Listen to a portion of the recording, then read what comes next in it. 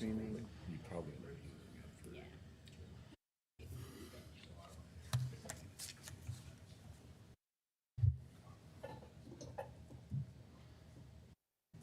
You ready?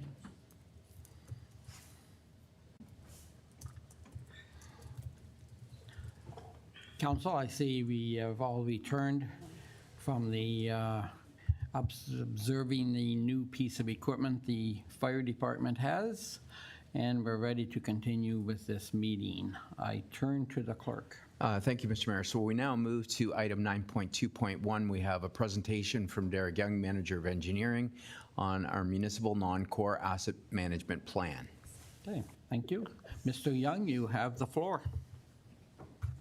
Thank you for appearing before council this morning.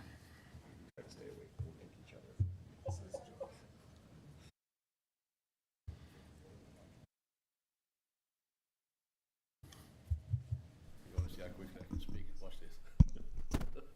Thank you.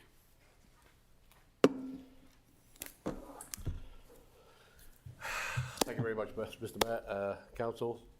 I hope you've all had a chance to have a look at the non-core assets. I'm going to run through basically the principles on how we put it together, what's included in there, what we have done, basically what the non-core asset management plan is, the purpose of the plan, the regulations, the reporting software we've used in conjunction with our GIS asset management analyst, some of the non-core asset inventory, the estimated replacement costs, the presentation on the non-core asset conditions, and the financial forecasting for the non-core assets. So what is the non-core asset management plan? Well, back in 2022, there was a presentation from the finance department on the core assets, which were the water, the wastewater, the storm, the bridges, and the roads. As part of the OREG 588-17.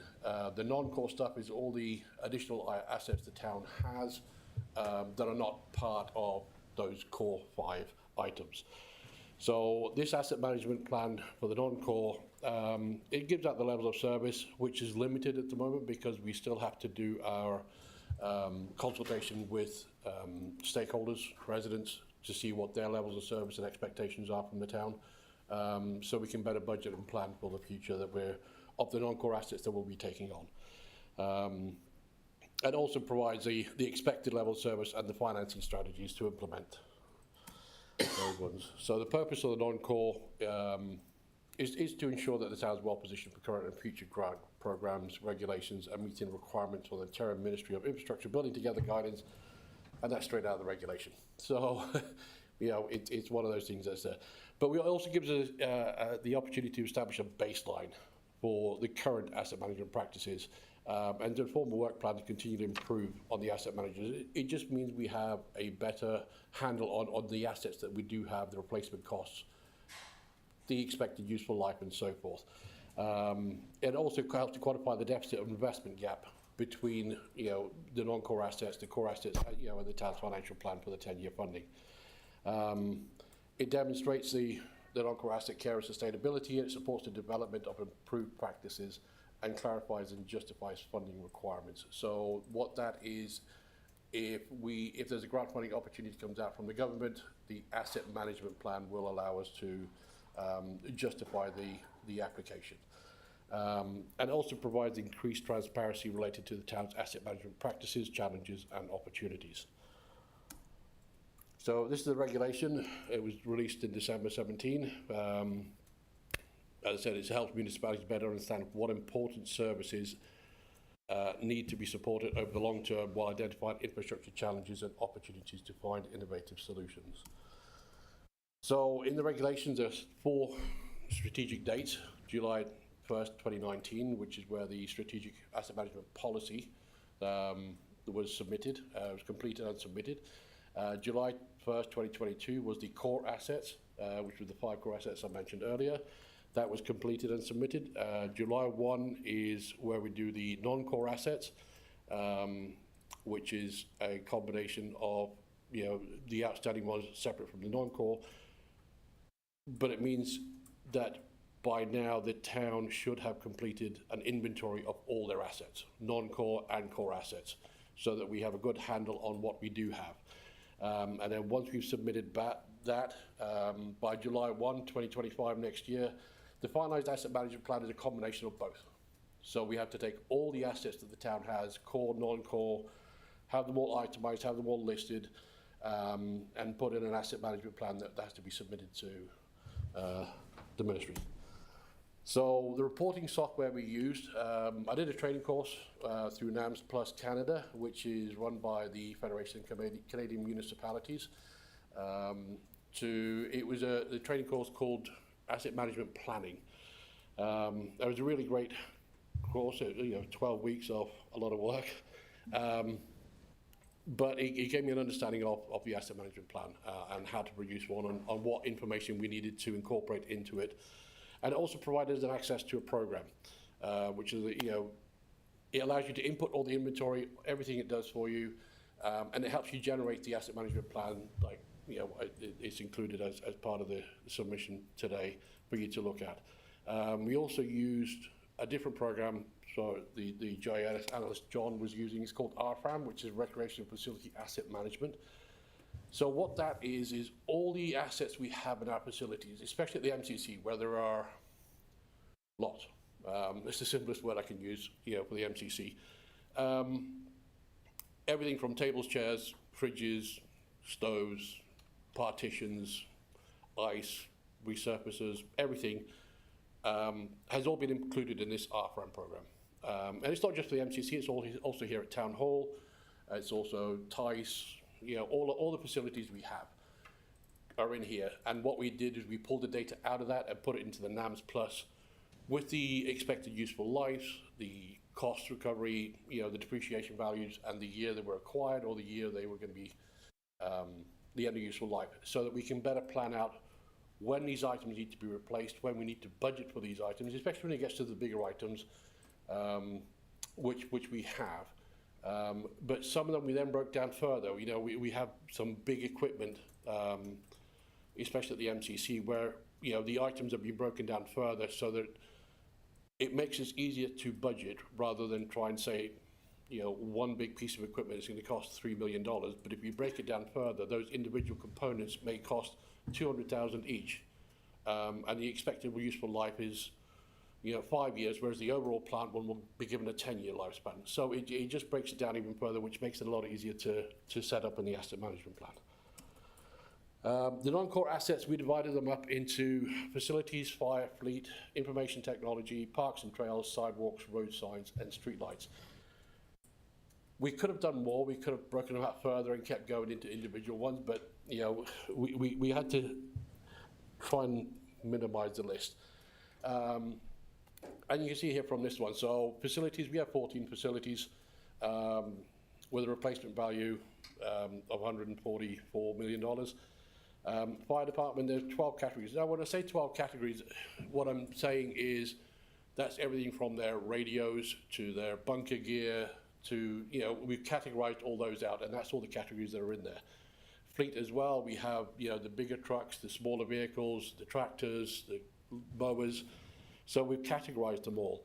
Information technology, similar thing. We've got monitors, we've got laptops, we've got desktops, we've got, servers, and so, parks and trails, we have 15 parks, we've got 3 trails and 2 cemeteries. Well, we put the cemeteries in there because it's still technically a maintenance required as part of it. So that was one of the things that we included in there. Road signs, sidewalks, streetlights. So that's the individual categories and the costs, the replacement values we've established for all those items. So once we've done all that, we put it into the program. It generates these graphs based on the current value from the data that you input. So that is then based on the actual item, the cost of the item when you bought it, and the year it was purchased. So if the thing was bought 20 years ago, the value of it then compared to what it is now is significantly different. So therefore, that's why some of the costs go up. But that doesn't mean to say that it needs replacing, because we have some facilities, we have some equipment that is beyond its useful life. I mean, we have some of our facilities that were built in 1920. They have a 75-year lifespan, but they're still in good working condition because we're still using them. We have some fire equipment, like an airbag that's, the fire chief says, the guy said it's still fine, it's still working fine, they're not going to replace it, but it's beyond its expected useful life. So we have to take that into account, but what the program does, it determines the depreciation value. And then it gives you this estimate here where it says it's, in a poor condition or a very poor condition based on the fact that reached the end of its useful life, the depreciation value's gone through the floor. So it is kind of distorting, but it's how it does it. And this is the financial forecasting based on the next 10 years. The forecast for disposal is always a tricky one to try and do, and that's why I left it blank. The reason that is, we never know what we're going to dispose of. It's unlikely the town would dispose of a facility. It's unlikely that, but we do dispose of IT equipment. We do dispose of fleet. We're just not in the forecast to know which ones we're going to dispose of every year. So hence why, excuse me, I have one for this year based on what we had at the time. There's probably more going to be added on to that. 25 to 33, it's a bit unsure. If you look at the acquisitions, 2026 we have, I believe someone's getting a new fire station, and I believe someone's getting a new pool. There are acquisitions that are coming on board, and then what that does is it takes the operations into it, the maintenance requirements for it, and the renewal forecasting to budget those for over the next 10 years. So it's a program that really works well, and I hope everyone took time to read through the actual document. It's a big document, it's a lot of information in there, but I'm open to any questions you may have on it. Okay, Mr. Young, thank you for your presentation. Can I go now? No. Council, any questions to Mr. Young on his work to date? Councillor Olson. Thank you, Mayor. I'm like a pig in the mud when it starts the numbers like this, So just as one, so 2026, to clarify what we're talking about, this is $11,000 or $11 million worth of acquisitions? Yes, so we have in the budget, we have, I believe, $7 million in there for a new fire station, and then we also have $4 million in there for the new pool. Okay. That was that question. And this did not include the stormwater management ponds, is that correct, too? No, that forms part of the core asset stuff. Okay. That's all. Thank you, Mr. Mayor. Right, thank you. No, I'll go to the, any, Councillor Hildebrand or Councillor Kerr on Zoom? Any questions? Councillor Hildebrand. Through you, Mr. Mayor. Can you hear me all right? Yes, we can. Good. I have 3 comments and related questions to those comments. Number 1, at the start of the plan, thank you very much, Derek, for creating this plan. Those are very comprehensive data, and it's 96 pages of information. So it's a lot of reading, a lot of stuff to go through. But with regards to some general references to quality standards, you quote the ISO standards, which are international standards, which are high-level standards in the plan. The corporation I worked for, we adopted the ISO 9000 plan. We didn't do it because we wanted to. We didn't do it because we wanted to spend a huge amount of money at cost because of audits and policies and procedures. We did it because it qualified us for avoiding the pre-bid process for international power plant projects. So there was a reward to it, but every year there was an audit, and that audit cost about $40,000, and that was over 40 years ago, and took a week of my time, plus a whole bunch of my staff. So I'm not sure why we're referring to such onerous standards in this document as references. Second question I have is in page 11, you reference the town significant plans, but you omit this CDM plan. Third comment I've got is on page 53, the life cycle forecast does not list the Simcoe refrigeration plant at the MCC. There's only one other rink in the Niagara region that has a Simcoe plant like ours, and that's Ridley College, and they've already had a significant event with that unit. And that's a packaged unit. It's not as if you're fixing one piece of that puzzle. It's a package unit that came in on a truck, loaded in by a crane. So those are the comments and questions I have related to this plan. Thank you. To Mr. Young, the presenter. Thank you, Mr. Mayor, through you. Councillor Hildebrand, yeah, they're great points. The ISO 9000 is it's similar to a set of procedures on how things are to be followed, which I understand, you know, for a worldwide process, that would be fantastic. The ISO 55000 is specifically an international standard that relates purely to asset management. So it's an international standard it's read all over the world. So it's the same terminology that's used in Australia, it's used in Canada, it's used in the UK, all over Europe. They did the ISO 55000, so the terminology for anyone creating an asset management plan would be the same. So the ISO 9000 is more of a procedures thing on how step-by-step procedures have to be carried out, which is why, you know, it took a lot of your staff time and everything else. But the ISO 55000 is also a step-by-step process, but it's more related to the terminology that needs to be used for that process, so that it doesn't matter where in the world you go, it gives you a better understanding of the terminology. Oh, I keep hitting that thing. Maybe I should move it away. The other one with regards to your Simcoe. I have a big wad of paper here which has all the assets in here. I have 6 line items in here for the Simcoe plant equipment. I'll have to look into the breakdown on how they've broken them all out, but there is 6 individual line items in there, which is why it wasn't a major component on that list. If it would be easier for you to have it as a major component on that list, we can do that, absolutely. I just thought that if we break it out, because the useful life expectancy on the individual items was different, I thought it'd be more beneficial to have them separate. But we can absolutely put it back in as one item. I have no issue with that. Councillor, any comments on that? Councillor Hildebrand? Yes, with regards to this Simcoe plant, it really, when you look at the unit, it was factory assembled. It's like buying a furnace. You bought a furnace, other than this refrigeration unit. It's hard to take out one piece of that, as far as I'm concerned, and make a repair. So I don't know how you were able to break it down into 6 different units with the Simcoe plant. Sorry, Councillor, you, Mr. Mayor. I'm only basing it on the information that was provided through the RFRAM program that was input by others. I wasn't party to the whole thing. All I had to make sure was that all the items that are at the facilities were listed in there. So I'm not that expert on the Cisco system. All I did was use the data that we were given. That's fine. These are just comments. You didn't comment on why the CDM plan was missing. Well, the CDM plan is predominantly, is that the one I'm assuming you're related to the hydro supplies for the facilities and the...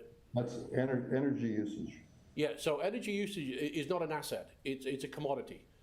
So for example, on our streetlights, the asset on the streetlight is, when we just did the streetlight replacement, the actual Cobra head, or the actual fitting on the Cobra head where the LED was replaced, is the asset. The power supply to it, that doesn't change. So that's not an asset, that's a commodity that we have to pay for. The assets that we have in this non-core asset management plan are the individual items that you can actually physically use or physically touch and replace. For example, the radios for the fire chief, the street light heads, yeah, we changed the light bulbs on all them from the sodium to the LED ones. It's an actual physical items. The CDM plan relates to the kilowatts used or the hydro supply to those. That's not really an asset we can quantify and actually put a replacement on there, because it's a usable commodity. Well, let me make a couple other further comments, and then that'll be it. With regards to the asset management, I'm not sure how information technology is a core asset, unless you're just referring to computers and laptops and those kind of things. That's correct. Getting back to the standards, I just don't want this plan to start incorporating those very high-level, difficult procedures. I understand what you're saying with regards to those ISO standards, but I think it's far beyond what we need to be referencing in this plan. Thank you. Thank you. Okay, thank you, Councillor. Councillor Eckert. Quick question, more clarification maybe, but I just want to make sure I got this right. So I'm looking at page 28, and we're talking about the description, condition grading. There's just over 20 million in Category 5, physically unsound and/or beyond rehabilitation. Was that some of that or part of that with the equipment you're talking about that's been around since 1925, but we're still using it and it's still working fine? Sorry, what page was that? It says 28 of, well, that may be in my program. It's the present non-core assets condition graph.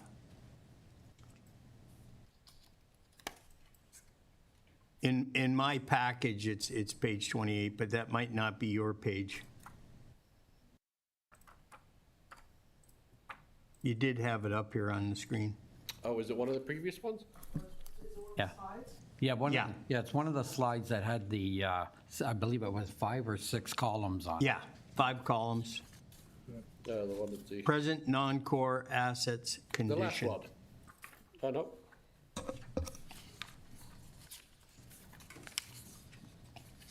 I think it's page 10.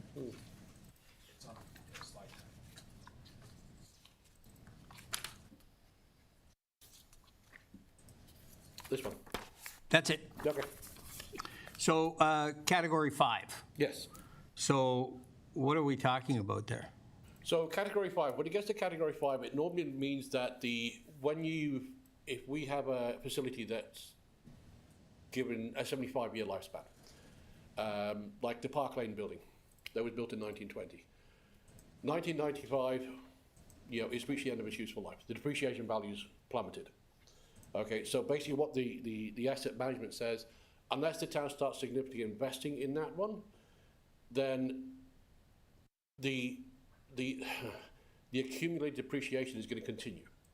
So basically it's going to get worse and worse. The building itself is still functioning. We still have it there, we're still using it. Do we do sufficient maintenance on it to make it really useful? No, we do the bare maintenance on it because it's more of a storage place than it is anywhere else. Okay. Whereas the other one that we have is the changing rooms down by the pool, also built in 1920, but it's more of a useful structure than what the Park Lane building is, because we only store equipment there, but we have people going in there for changing rooms and everything else, so we do more maintenance on it. But yet that has also reached its end of its useful life, because we're now 25 years past that. So what that does is it tells us that these items, because they've reached the end of a useful, and we've not done any significant maintenance to say, oh, we've added 30 years onto it, we've added 40 years onto it by doing this, it says it's reached the end of its useful life, so it's in very poor condition. That's how it reads it. It's just the fact that we haven't stipulated in the asset management plan that, in 2010, we did $10 million worth of work and we brought it back up to 85% of useful life remaining. We've just done the bare minimum to make the building usable, keep it functioning, because there's technically nothing wrong with them. Okay. Yep, thank you. Thank you, Councillor. Any other questions on the report? Oh, to the Director of Finance. Yes, hello, thank you. Through you, Mr. Mayor. I just want to comment on the excellent work that's been done by the manager, Derek Young, and John Razzo for this asset management plan. Most municipalities outsource this. They hire consultants to do this work. This work was done in-house, and I just wanted to comment on the passion and just the excitement that Derek had on taking this on with John, and what a great report that we have. So I just wanted to say thank you to the team. Excellent. Thank you for that, Director. And yeah, Derek, a huge, a lot of paper there, a lot of numbers, and obviously mandated by the government, and we've followed that through. And going forward, it's got to be it'll be used in the budgeting process, I'm sure. So again, thank you for your work. Any other questions? I see none. I will turn to the clerk. Thank you, Mr. Mayor. So I have a motion moved by Councillor Olson and seconded by Councillor Eckhart. Be it resolved that council receive the municipal non-core asset management plan presentation from Derek Young, Manager of Engineering, for information. Great, thank you. One last time, any other questions? Not seeing any. All those in favor? Yeah, thank you. It's unanimous. Motion carries. To the clerk. Yes, thank you, Mr. Mayor. So we do have, following this staff report that does require action, asset management plan, non-core assets, 2024-0146, corporate services. So I have a motion moved by Councillor Hildebrand, seconded by Councillor Nisbeck. Be it resolved that council receive this report for non-core assets for information, and that council endorse the appended non-core asset management plan. Okay, thank you. Any questions, comments? Not seeing any. All those in favor? Any against? It's unanimous. Motion carries. Thank you, Mr. Mayor. So now moving to item 11, we have the adoption of previous council minutes. I have a motion moved by Deputy Mayor Wink and seconded by Councillor Kerr. Be it resolved that the following minutes be adopted as printed, circulated, and read. SC-02/2024, special meeting of council, May 27, 2024. C-10/2024, the regular council meeting of May 29, 2024. Thank you. Any comments or questions on these minutes? Not seeing any. Call the vote. All those in favor? None opposed. Motion carries. Thank you, Mr. Mayor. So now moving to item number 12 on our agenda is councillors' notice if they wish to lift any of the consent agenda items for separate discussion and consideration. Okay, thank you. Does any councillor, and I see Councillor Hildebrand. Through you, Mr. Mayor, item 13.1.5, March 2024 financials. Okay, thank you, councillor. Any other councillor wish to lift an item? Not seeing any. To the clerk. Thank you, Mr. Mayor. So then we have a motion moved by Councillor Kerr and seconded by Councillor Eckhart. Be it resolved that be it resolved that the consent agenda items as listed on the June 19, 2024 council agenda, save and accept the item identified by Councillor Hildebrand, be received and the recommendations contained therein be approved. Now we'll go through the consent agenda items, Mr. Mayor. Yes. Starting with staff reports for information or action.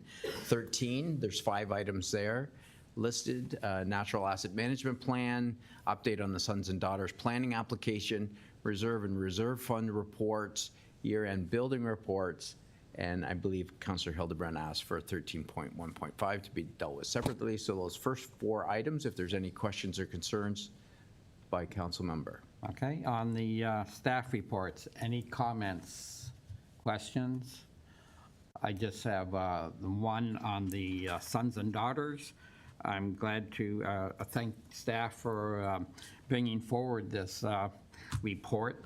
Shows the steps that have been taken, and we are indeed, I believe, getting to the point where the winery will indeed be a public entity, or will be available to the public. I turn to the CAO. Any further comments from the CAO? Like I say, it was a good report, and I'm glad that that staff took the time to give us a timeline. And as it's stated in the report, and I'm not just the mayor and the CAO, I believe everyone is waiting for this facility or for this business to come online. Any comments, Mr. CAO? No, I think that encapsulates it quite well, Your Worship. Okay, thank you. And like I say, we thank staff for putting that report together.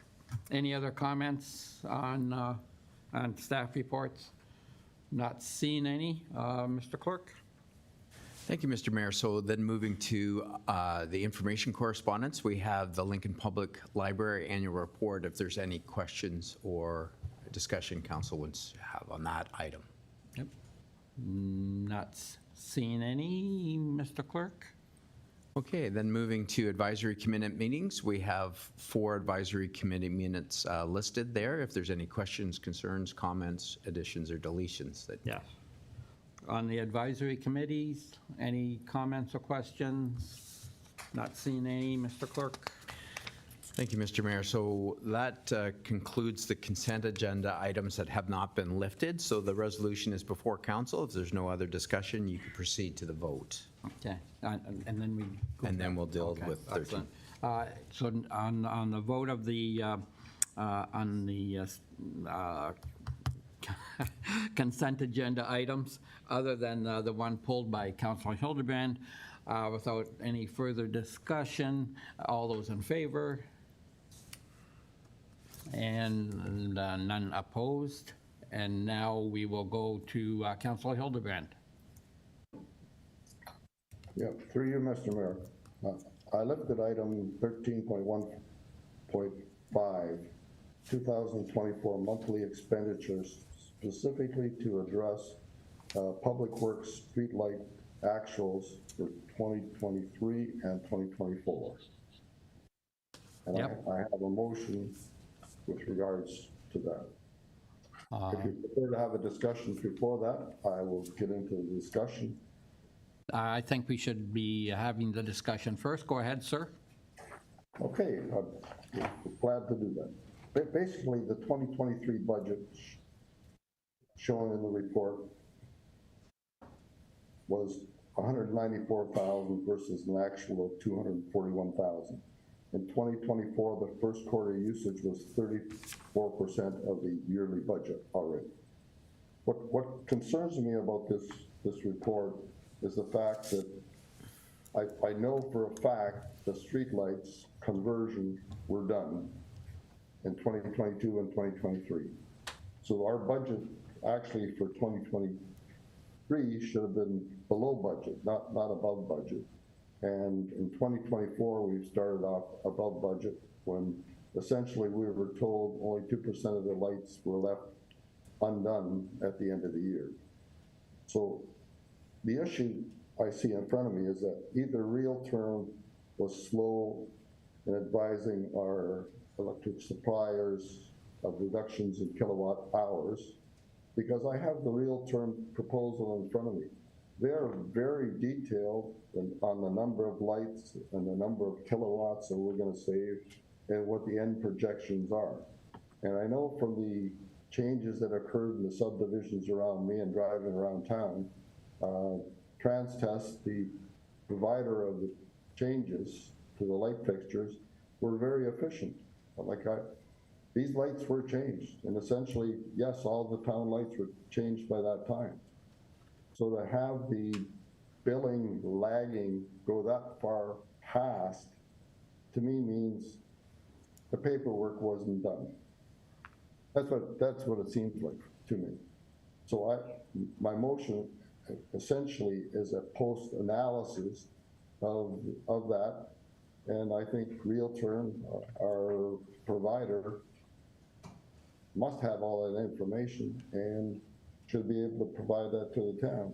Because in the future, when we do these programs, maybe we need a clause in there that time is of the essence in getting it done.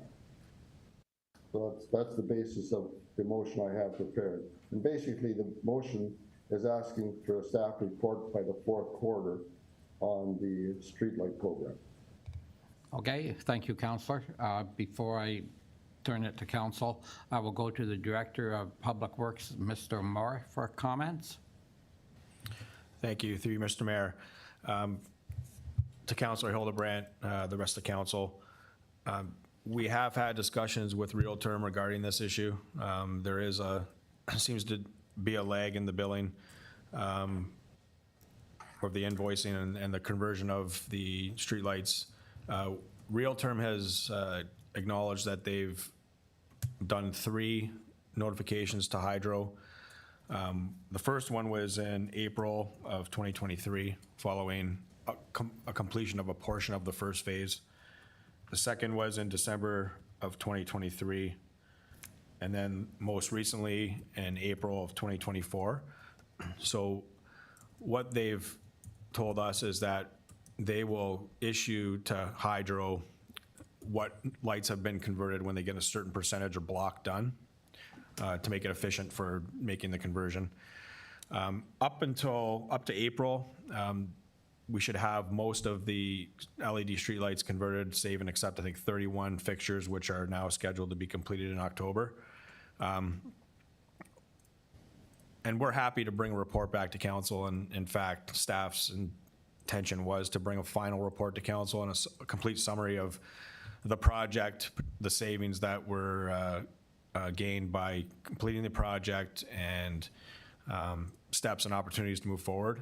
So with the LED streetlights that were converted, I think the target prior to the project was about 75%. So when you look at consumption on the streetlights with Hydro One that have been converted to date, the actual savings, projected savings is, and it will be realized savings because Hydro, they're unmetered accounts. So Hydro takes the theoretical information and bills you accordingly. So the number that that Real-Term has calculated and submitted to Hydro is a 76% saving. So as part of the overall billing to the town, and Teresa could probably comment a little bit more on the billing, but there are other streetlights in our parks and our sports fields that aren't considered, well, aren't converted yet. They're still the high pressure sodium. I believe in fact, I know there are projects in the 10-year forecast which will look at converting those lights as well. So if you look at just the total billings or kilowatt usage, the actual savings that you calculate would probably be a little bit skewed because Real-Term is focusing on only the lights they replaced and not all the lights in the town, whereas the Hydro billings would include all the lights. So the good news is, based on the information that we've received from Real-Term, the projected savings that we thought we were going to get at the start of the project will be realized. And then there's opportunities for moving forward with conversion of other lights within the town, especially in our parks and our sports fields, which we'll bring to council for consideration in future budgets. But the motion, if it stands, will be well received by staff. We're looking at bringing a fulsome report back on the successfulness of the project and where we stand and how we move forward. Thank you. I'll turn to the Director of Finance. Yeah, so through you, Mr. Mayor, as the Director of Public Works mentioned, we did meet with Realtax, and what we've identified is that the expenses going into the street light account that you see in the report also includes the park lights. So that's why it looks like the savings aren't there. So we're going to separate the lights that are being used in the parks from the street light account, so you could see, specifically which ones are the street lights. So we didn't realize that they were all lumped together under the same classification. Okay, thank So you for that'll be that. part of the report that's coming in the year, but in the meantime, we're going to separate the accounts and move them to a different line item. Excellent. Thank you for that clarification. Councilor Hildebrand, after hearing the comments from staff, any additional comments? Yes, I do. I can tell you in 2022, the lighting for park lights, total dollars amount was $17,672. Not a very significant amount when you look at the number of our budget for 2022 and our actual of 2022. I think it's basically that I'm going to propose a motion that we do get a staff report. I think it's valuable to have. I'm in firm agreement that in the end, we are going to achieve the savings we said we're going to get. But I think it's good to get a post-analysis staff report on the streetlight program. Okay, thank you. And do you have a seconder for that motion? Yes, I do. Yes, I see Councilor Kerr. Is that correct? Yes, okay, thank you, Councilor Kerr. Motions on the floor asking for a staff report. Any discussion, questions on the motion? I will turn to the, perhaps to the CAO. Any the timeframe that would come to council? Actually, I'd like to defer to Mr. Marr on that. He'll let us know what he thinks. I think he'll be taking the lead. And we do have our new environmental coordinator has started, so she may well be involved as well. So we'll go to the Director of Public Works, Mr. Marr. Through you, Mr. Mayor, I believe sometime in early Q4 would be appropriate. That'll allow our contractor to complete the remaining installations on the project. Right now, they're scheduled to be in late September, early October to complete the installations, and it's a product issue that they can't get the materials to do the final installations, and that's what's holding it up. But they're expecting to receive that in September, and then by latest mid-October, that would be installed, and they should be able to provide detailed information for the report then. Okay, thank you. Councilor Hildebrand, that timeline okay with you? Absolutely. Okay, thank you, sir. Any other comments? Councilor Kerr, you seconding the motion. Any comments? You're good? Okay, thank you. Any other questions or comments on the motion? If not, I'll call the vote. All those in favor of the motion? Excellent, and none opposed. Motion carries. Thank you, Councilor Hildebrand. Thank you. To the clerk.